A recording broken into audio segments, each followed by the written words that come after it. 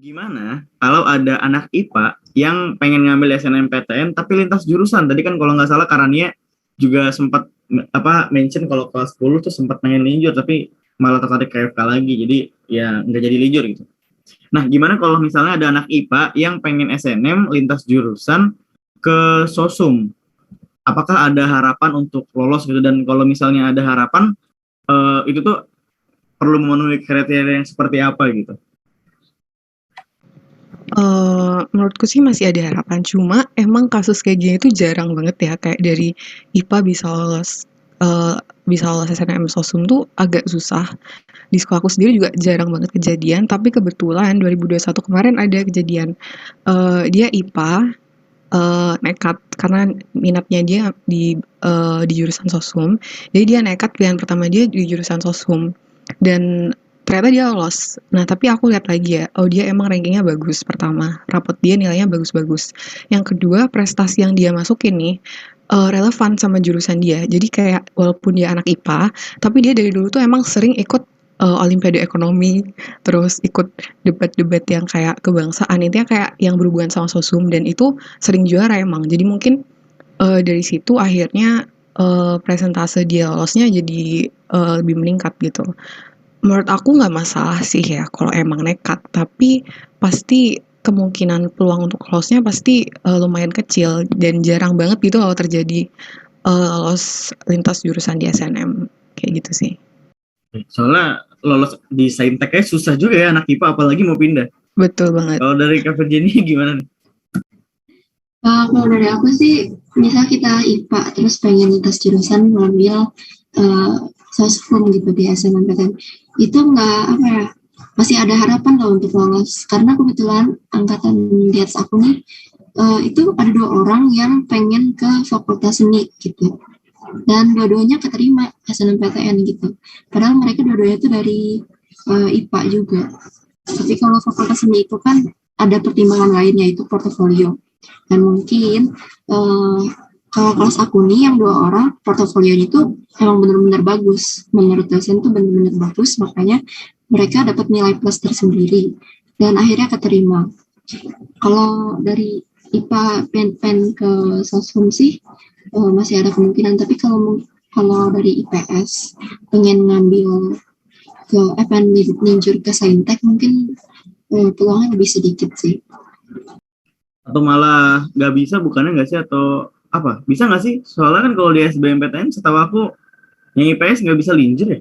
Atau bisa juga? Aku nggak tahu deh. Cuma kayak nggak pernah nemu aja case-nya anak IPS mau ke Saintek gitu. Kayak misalnya aku anak IPS mau jadi kedokteran kan agak kurang nyambung gitu. Jarang banget sih, jarang pakai banget. Jadi Oke. apa ya, sebisa mungkin pertimbangin lagi lah gitu kalau mau linjur, karena kasusnya tuh jarang yang linjur, terus juga jarang yang diterima. Dan tadi ya kayak kayak temannya Karania tuh kalau misalnya kalian bener-bener pengen banget SNMPTN tapi linjur, tadi perhatikan nilai kalian, terus ya tadi sertifikat yang memang mendukung gitu untuk jadi nilai lebih kalian karena kan kalian sejatinya anak IPA gitu. Dari basicnya aja kalian tuh udah kalah sama default setting anak IPS. Nah kalian tuh harus punya sesuatu yang emang jadi nilai lebih dari diri kalian gitu. Yang walaupun kalian default settingnya IPA, tapi kalian tuh punya kayak perangkat-perangkat lain yang bisa menang gitu kalau kalian diduelin sama anak IPS, bahasanya sih kayak gitu. Oke kan tadi Karania sama Kak Virginia ini juga udah bilang ya tentang gimana kepercayaan diri mereka gitu buat lolos ke SNMPTN. Tapi dibalik itu semua ada nggak sih kayak backup plan selain SBM ya? Kalau misalnya gagal kayak misalnya Karania, aku kalau misalnya kagak SNM kagak SBM mau jadi polwan aja deh gitu. Salah atau gimana nih? Kalau aku dulu backup plan-nya selain SBM tuh ini ya, SIMAK sama UTUL. Karena kayak aku kan pengennya di FK. Kalau ambil mandiri itu uang pangkalnya pasti mahal banget kan. Terus juga nanti UKT-nya juga pasti jadi mahal banget. Nah, jadi ya planningku sih itu. Tapi aku sadar diri banget kalau SIMAK sama UTUL tuh udah susah banget. Jadi aku dulu kalau emang mentok di SIMAK sama UTUL itu nggak lolos, aku bakal gap year. Dulu rencana aku gitu. Jadi dari dulu aku emang nggak ada keinginan buat ikut mandiri karena udah nggak nggak tega mau beratin orang tua di Mandiri gitu sih. Aku juga sama sih, paling mentok-mentok simak sama Utul. Gimana ya? Aku sih menghindari banget yang namanya mandiri ya, karena itu UKT-nya tuh kan besar banget ya. Dan aku nggak mau gitu memberatkan kedua orang tua aku, apalagi aku anak pertama. Dan masa udah habis di aku gitu, adik-adik aku nanti gimana gitu, aku mikirnya ke situ sih. Jadi sebisa mungkin sih aku kalau misalnya nggak terima SNM waktu itu bakal usaha di SBM, belajar keras buat SBM. Oke, berarti backupnya lebih fokus ke tadi SBM, tapi selain itu tadi kalau misalnya karena emang pengen FK, mau cari aman ya, yang uang pangkalnya tuh nggak ada atau emang nggak tinggi gitu. Oke, kalau gitu kita udah cukup lama juga ya ngobrol ya tadi ya. Ini takutnya sobar udah bosan juga nih tadi ngobrolin ini ya, pengalaman-pengalaman. Tapi aku mau nanya ini deh. Katanya SNMPTN itu kan hoki-hokian. Menurut statement ini, setuju nggak nih Karania atau Kak Virginia? Aku pribadi sih antara setuju sama nggak setuju ya, karena emang benar sampai sekarang nggak ada transparansi penilaian SNM tuh kayak apa. Jadi makanya banyak orang anggap kalau SNM tuh hoki-hokian. Contohnya aja kayak temen aku ya, yang ranking di bawah malah dia lolos gitu tanpa prestasi. Tapi sebenarnya SNM tuh nggak mengandalkan hoki-hokian aja, karena butuh banget yang namanya atur strategi yang benar gitu. Jadi udah nentuin jurusan, terus kayak strateginya itu benar-benar kayak misal penempatan jurusan pertama sama pilihan pertama sama pilihan kedua itu kan termasuk salah satu strategi yang kalau kita bisa bikin strategi yang bagus itu nanti akan meningkatkan peluang kita untuk lolos di SNMPTN gitu. Tapi emang bener sih SNMPTN tuh juga ada unsur hoki-hokiannya. Jadi kayak gimana ya, SNMPTN ini kamu emang perlu banget untuk ngeluarin effort, nyiapin strategi atau strategi sebaik mungkin, tapi di samping itu juga kalian butuh banget untuk berdoa, untuk meningkatkan kehokian kalian, mungkin kayak gitu ya. Ya dari aku juga sama banget sih kayak Rania, mungkin nggak usah panjang lebar lagi karena aku pun setuju sama nggak setuju sih dengan statement hoki-hokian itu, karena ya ada aja gitu pasti keajaiban yang datang gitu. Gimana kita atur strategi sama berdoa aja sih. Mainnya jalur langit berarti ya? Iya. Oh gitu ya, kuat-kuatan doa berarti kalau di SMA ya. Oke, gini, kan dulu tuh jedanya kan kalau nggak salah pendaftaran SNMPTN itu sekitar bulan Januari Februari ya? Januari nggak sih malah ya? Pokok terus pengumuman tuh Maret, aku ingat pengumuman tuh Maret ya. Terus April baru UTBK puasa kan. Nah, itu kan ada jeda tuh sekitar 2 bulan lah taruh. Sama kan tahun ini juga pendaftaran sekarang, nanti pengumuman kalau nggak salah April. Nah, selama jeda ini, selang SNMPTN sampai pengumuman, itu Karania sama Kak Virginia tuh ngapain? Kalau aku kebetulan di bulan-bulan itu masih sibuk banget sama ujian praktikum ya, kelas 12 kan ujian praktikum, terus ada ujian sekolah. Terus kemarin karena aku di Jawa Timur tuh ada ujian dari Jawa Timur sendiri, jadi kayak banyak banget ujian-ujian. Cuma prioritas aku waktu itu adalah nyiapin SBMPTN, jadi untuk nyiapin skenario terburuknya kalau misalnya nggak lolos SNMPTN, aku bakal ikut SBMPTN. Jadi di selang itu aku kayak ngambis banget belajar buat UTBK. Aku juga ikut bimbel yang kayak kelas khusus anak gap year gitu. Jadi kayak walaupun masih kelas 12, aku join kelas anak gap year karena emang pengen banget fokus nyiapin UTBK. Waktu itu sih di antara nunggu pengumuman tuh. Iya sih, aku pun sama. Aku dari awal masuk kelas 12 itu udah nyari-nyari bimbel, dan begitu ketemu yang menurut aku cocok dan bagus, ya aku langsung daftar bimbel tersebut. Dan di bimbel itu aku juga belajar buat UTBK, nyiapin buat SBM juga. Jadi nggak habis daftar SNMPTN nggak langsung kayak udahlah nunggu pengumuman, nggak langsung gitu. Karena menurut aku sih SNMPTN tuh bonus ya. Jadi jangan terlalu mengandalkan SNM lah ibaratnya. Wajib banget sih untuk belajar UTBK. Berarti nggak yang lepas tangan lah ya, masih tetap belajar buat SNM juga. Nah, terus waktu setelah pengumuman nih, kan pengumuman tuh ke Virginia sama Karania, itu BTW ngebukanya di mana deh? Ngebukanya di mana? Apakah sama keluarga atau apa nih? Aku inget banget ya, dulu kalau nggak salah pengumuman tuh tanggal 22 Maret. Jam 3 sore, ya nggak sih, Fir? Jam 3 sore. Nah, itu aku kebetulan hari itu aku lagi ada jadwal bimbel, habis asar ya, sekitaran jam segitu. Cuma sebenarnya aku tuh masih ada waktu bisa gitu loh buka pengumuman di rumah. Cuma aku kayak nggak siap, bener-bener mentally aku nggak siap buat buka pengumuman. Jadi, udahlah nanti malam-malam aja pulang dari bimbel gitu. Ternyata pas di bimbel, karena sebelumnya tuh kita kayak kartu SNMPTN tuh kita kumpulin juga gitu loh ke guru bimbel kita. Terus tiba-tiba di kelas, guru bimbel aku kayak gini, Rani udah buka pengumuman belum? Belum Pak, nggak berani. Lolos kamu. Tiba-tiba kayak gitu.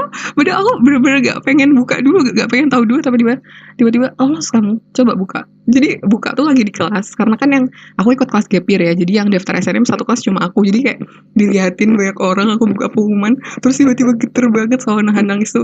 Aduh, itu agak susah dilupakan sih, buka pengumuman di tempat bimbel. Ikonik banget ya. Bener. Gimana, Fir? Kalau aku waktu itu bimbelnya masih online karena pandemi ya, jadi aku buka di kamar karena aku orang yang gak sabaran banget nih. Jadi begitu jam 3 kayak aku mantengin terus nih website pengumuman itu, website LTMPT. Dan aku tuh lagi kuis, bimbel aku tuh lagi kuis gitu kan, jadi sambilan kuis sambil aku nungguin gitu. Tapi aku nggak ngajak orang tua aku, nggak ngajak siapa-siapa, jadi aku buka sendiri di kamar. Dan begitu guru bimbel aku juga sambil nanya-nanya, udah buka belum gitu. Terus pas begitu aku buka, alhamdulillah keterima. Jadi waktu itu aku lagi di kamar sendiri aja. Sendirian ya. Berarti nggak ada pressure diliatin orang. Tapi kan harusnya kalau Rania kan waktu ngebuka udah dapat spoiler keterima nih. Iya, tapi kayak gak percaya banget jujur. Aku kayak, Pak jangan bohongin saya, nanti saya kecewa loh kayak gitu. Kayak, aduh. Ini si Bapak ngeprank kan? Ngeprank ya Bapak ya? Iya bener, takut banget tiba-tiba di prank. Kan gak lucu ya. Parah banget ya gurunya kalau beneran ngeprank. Terus respon keluarga tuh gimana? Kayak kan kalau lihat-lihat di video-video di sosial media tuh ada yang buka sama keluarga, terus kayak wah nangis keluarga, ada yang tempengan gitu-gitu. Kalau Karania atau Kak Virginia tuh kemarin gimana nih respon keluarga atau orang-orang di sekitar? Aku tuh kalau boleh jujur dulu tuh sebenarnya pengen buka pengumuman tuh sama orang tua di video biar kayak orang-orang di TikTok gitu loh. Tapi guru les aku merusak rencana aku. Jadi spoiler dulu. Bener. Wah parah nih guru lesnya. Pak tanggung jawab Bapak. Aku tuh pengumuman kan tanggal 22, cuma aku bilang ke orang tua kalau pengumuman tuh tanggal 24. Kayak aku takut kalau tiba-tiba nggak lolos, aku pengen nyiapin mental dulu buat ngomong ke orang tua. Tapi tiba-tiba pas malam pulang tuh, mama aku kayak di depan pintu udah kayak, hari ini aku pengumuman ya, gimana hasilnya? Nah, kok tahu padahal aku bilangnya tanggal 24 gitu. Ternyata ada saudara yang ngasih kabar gitu, hari ini pengumumannya gimana, tanya hasilnya gimana gitu. Terus aku karena masih kayak gak nyangka banget ya lolos. Jadi waktu orang tua kayak gitu aku malah nangis, gak bisa ngomong. Jadi tiba-tiba nangis, terus mama kayak, kenapa gak keterima ya? Gak apa-apa gitu. Mama sama papa gak nuntut kok, gak usah, gak apa-apa kayak gitu. Jadi kayak, aduh padahal aku karena keterima gitu. Jadi begitu udah ngomong, aku keterima itu, mama langsung nangis banget. Bahkan papa langsung kayak narik kita berdua, ayo sujud syukur. Jadi kayak agak gimana juga sih, kayak heboh banget sih waktu itu, gak nyangka banget. Rumah aku receh banget, jadi kalau denger cerita lucu kayak itu lucu banget pas aku ketawa. Ini kalau Virginia ada kisah lucu juga gak nih? Waktu itu tuh waktu pengumuman cuman ada mama aku karena ya aku kerja. Dan aku kan udah tahu nih aku keterima, terus aku langsung manggil mama aku. Dan karena aku sekeluarga tuh bukan keluarga yang ekspresif, jadi nggak begitu heboh sih. Jadi kayak alhamdulillah gitu, alhamdulillah keterima, terus nangis terharu gitu, cuman nggak yang lama. Tapi aku tuh nangis gara-gara mama aku nangis duluan. Padahal aku tuh nggak nangis awalnya, cuma gara-gara keikutan gitu. Kayak alhamdulillah banget aku bisa nyenengin mama aku sampai bikin nangis gitu. Tuh nular, nangis mamanya Virginia nular guys. Aku ngebayangin sih kan keluarganya nggak ekspresif. Terus misalnya, wah aku lulus SNMPTN ke ITB, mamanya, yay. Cool banget ya responnya. Karena kan nggak ada ekspresif kan, yay, alhamdulillah ya Allah, terus nangis tiba-tiba kan. Oke, seru-seru ya ceritanya ya. Dan ini sobar nih, aku doain semoga yang daftar SNMPTN bisa lulus SNMPTN. Terus kalau yang punya rencana buat tadi kayak Karania bikin video bisa diupload ke TikTok, itu aku saranin jangan ke tempat les dulu ya. Jadi ini kan sebenarnya karena Karania nggak berani buka. Coba Karania jam 3 dia rekaman dulu, pasti bisa tuh bikin TikTok itu. Iya, Cuma dia agak ke tempat nyesel les. sih jujur. Oke. Kalau gitu aku mau ke pertanyaan ini deh. Kan tadi kita udah cerita tentang gimana nggak struggle juga sih, orang dari cuma ketawa-tawa doang ya. Kayak gimana perjalanan Karania sama Kak Virginia nih buat bisa daftar ke SNMPTN, seluruh pertimbangannya, dan bahkan apa yang terjadi ketika hari pengumuman tuh diceritain semua. Tapi setelah itu ngapain Kak? Kan temenku jujur yang aku kan TI Unpad, temenku dari SMA yang sama, di kelas yang sama juga, TI Unpad tapi SNM, aku SBM. Dulu kita belajar bareng buat UTBK, jadi kayak dari Januari tuh belajar bareng sampai Maret pengumuman. Nah dia tiba-tiba pergi aja ninggalin saya, nggak pernah belajar bareng lagi. Udah mas, saya orangnya kalau misalnya kagak belajar, nggak ada temen, itu nggak akan dilakuin. Jadi saya juga dari Maret sampai April tuh nggak ada belajar juga, karena dia nggak belajar kan. Kacau gila. Nah terus yang dia lakuin tuh maraton One Piece nih teman-teman. Kalau nggak tahu, One Piece salah satu anime yang episode banyak banget ya, ada 800-an. Nah dia maraton waktu itu dari bulan Maret sampai masuk kuliah itu kan, kalau di Unpad waktu itu ospek itu sekitar Agustus, jadi dia berapa tuh? April, Mei, Juni, Juli, sekitar 5 bulan lah dia maraton anime guys, atau sama main game. Ini kalau Karania sama Kak Virginia ngapain nih? Kalau aku sih kemarin sambil nunggu masuk tuh jujur gak produktif sama sekali. Kayak aku sebenarnya tuh kayak rencana udah sama nunggu nanti nyicil materi-materi buat semester 1 gitu ya, belajar dikit-dikit gitu. Temen aku ada yang ngeracunin, kamu nanti FK loh, kamu baik belajarnya, mending sekarang nikmatin aja mumpung lagi libur. Akhirnya aku gak produktif sama sekali, kayak ya nonton drama, tidur-tiduran aja. Oh One Piece enggak ya? Enggak. Ini kayak ya gitu aja sih, nonton drama, ngapain, kayak aku benar-benar nikmatin banget waktu aku, karena kan kemarin udah berjuang banget ya dari SMA kelas 1 sampai kelas 3. Tapi kalau boleh jujur, sebenarnya aku agak nyesel sih, karena gapnya waktu itu kan banyak banget ya, berapa bulan itu? Hampir setengah tahun kalau nggak salah dari SNM tuh. Iya kan, itu sebenarnya bisa banget dimanfaatin buat kayak asah skill kalian gitu loh. Aku kayak kenapa nggak dulu kayak belajar UI UX design atau apa, kayak ini ya belajar sesuatu yang nanti bisa kepake buat aku kuliah, misal pengen freelancing atau apa, itu kan kayak lumayan banget. Jadi agak nyesel sih. Keren banget Karania, yang FK aja kepikiran belajar UI UX design. Saya aja yang teknik informatika tuh nggak mikir ke sana. Nah, yang penting aing pemrograman bisa A gitu kan. Ini kalau Kak Virginia apa yang dilakuin nih? Aku setelah SNM itu sebetulnya kayak pengen nge-push gitu loh, kayak nyari tahu materi apa yang nanti dipelajarin di kuliah. Tapi ya kata cutting aku, udah kamu lagi libur aja, ntar nyesel gitu. Soalnya kalau udah masuk nggak ada waktu istirahat gitu katanya gitu. Jadi tapi aku masih bingung, kayak masih apa ya? Aku nggak mau rugi lah istilahnya, kayak selagi aku masih bisa dapat ilmu dari bimbel, kenapa nggak aku ikutin? Toh aku juga udah lega, udah jadi mahasiswa gitu, udah statusnya udah jadi mahasiswa. Iya gitu, jadi tetap bimbel, terus nyari kosan juga sih sama mama gitu. Nyari kosan sih, aku dulu juga nyari kosan langsung, walaupun masih pandemi ya, kayak pede banget nyari kosan. Nyari aja dulu, nyari yang penting nemu ya. Terus sama kayak Rania nonton drama juga gitu, nggak yang apa ya, tapi nggak yang liburan banget juga. Apa? Belajar UX juga nggak kemarin? Pengen belajar UX? Oh enggak, aku nggak belajar UX. Tapi aku lebih ngelakuin hobi aku sih, karena aku suka melukis digital painting gitu-gitu, dan aku ya nggak nyambung sih sebetulnya. Cuman ya ya latihan-latihan dikit lah tentang aplikasi-aplikasi pemrograman, terus jadi lebih sering melukis gitu-gitu. Yang TI saya yang latihan pemrograman kamu ya, nih kenapa dua narasumber ini mau nyaingin saya aja yang tadi informatika nggak ada kayak gitu loh. Yang satu latihan pemrograman, yang satunya user interface, user experience. Aduh ya Allah. Oke, kalau gitu ini kita kayaknya udah ngobrol hampir sejam ini.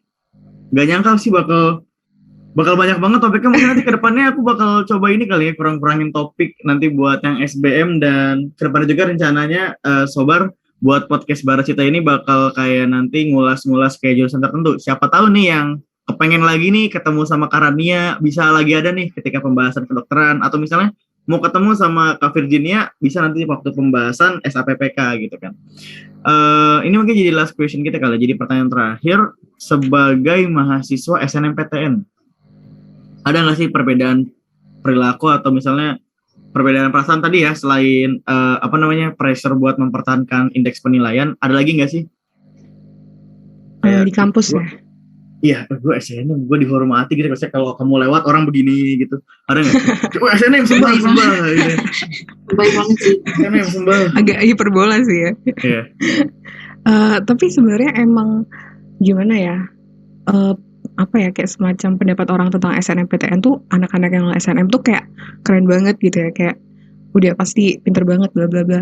Padahal menurut aku SNM kan tadi masih ada unsur hoki-hokiannya ya, jadi kayak sebenarnya nggak sekeren itu. Dan apalagi di prodi aku nih kedokteran, kita nih satu angkatan dibagi 5 kelas, dan anak-anak yang lolos SNMPTN ini ngumpul di satu kelas, ditaruh di kelas A1 semua. Jadi kayak orang-orang tuh nganggep A1 itu anak-anak SNM pasti anak-anak pintar. Jadi kayak terlalu overestimate gitu loh orang-orang, dan itu jujur jadi pressure banget. Karena aku sendiri nggak ngerasa yang kayak pinter banget, kayak aku tuh hoki banget sih lolos SNM di FK itu. Jadi kayak orang-orang terlalu wah banget gitu sama anak-anak SNM menurut aku.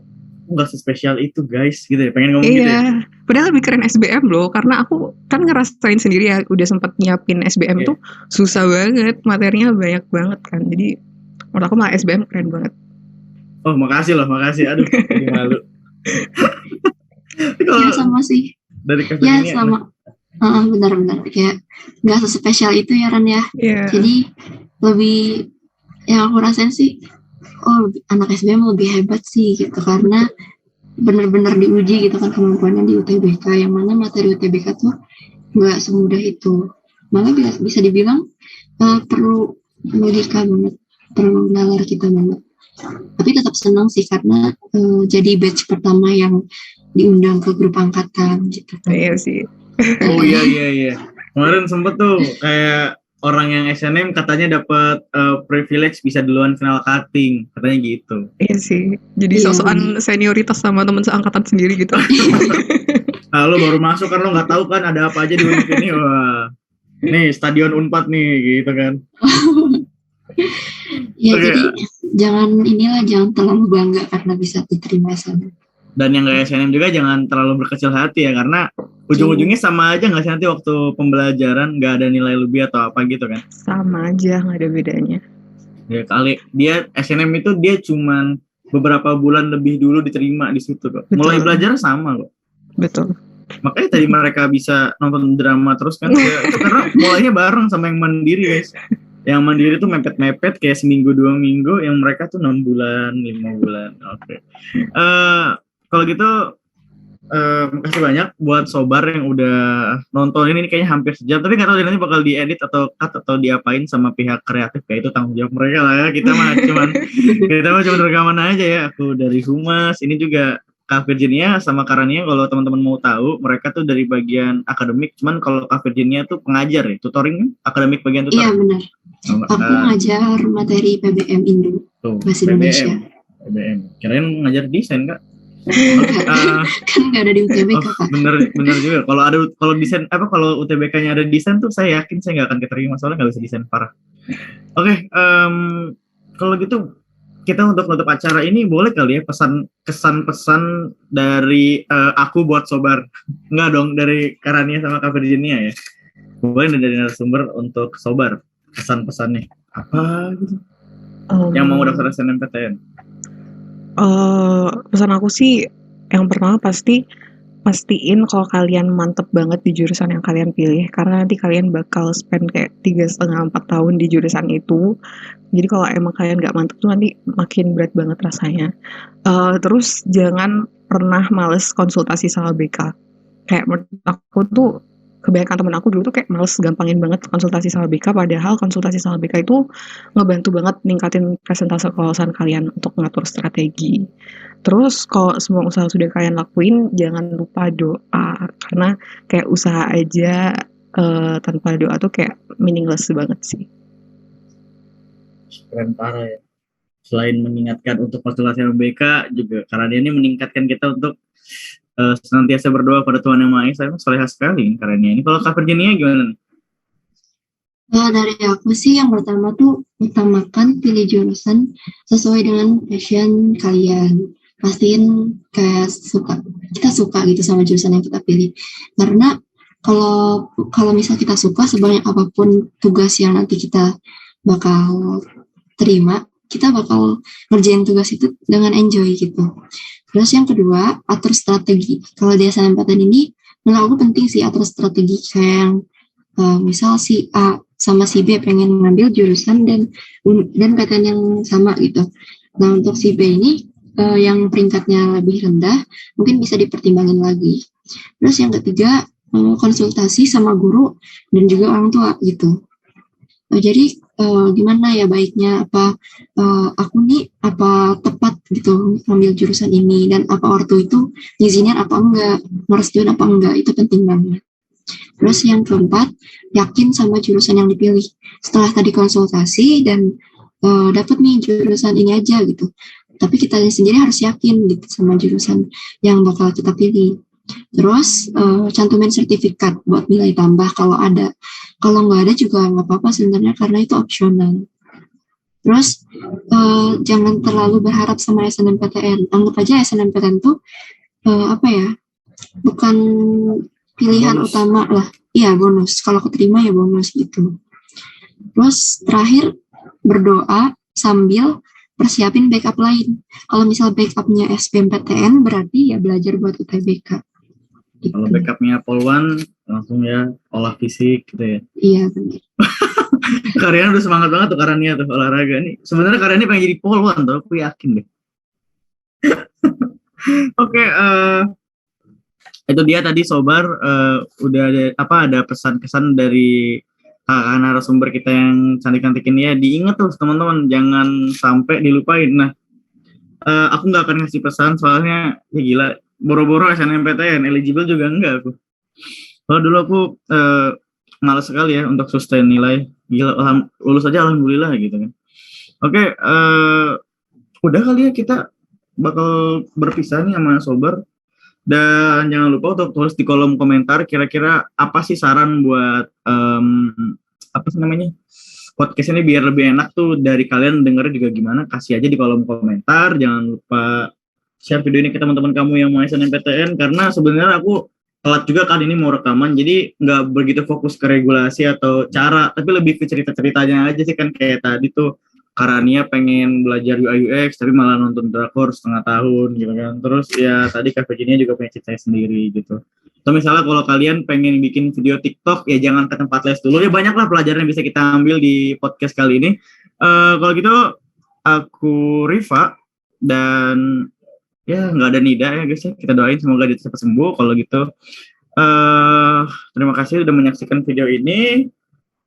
Mohon maaf apabila ada kesalahan kata. Kami pamit undur diri. Wassalamualaikum warahmatullahi wabarakatuh. See you later guys.